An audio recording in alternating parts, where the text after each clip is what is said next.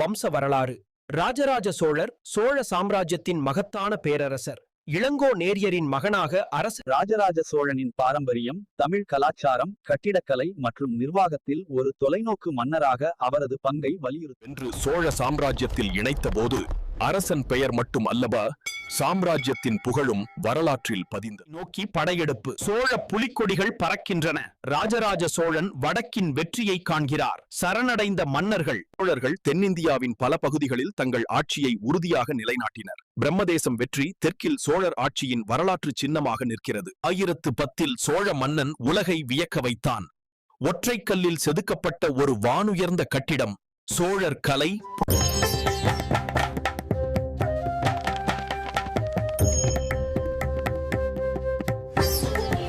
ராஜராஜ சோழனின் ஆட்சி காலத்தில் விவசாய முயற்சிகள் மற்றும் நதி கால்வாய் திட்டங்கள், உணவு பாதுகாப்பு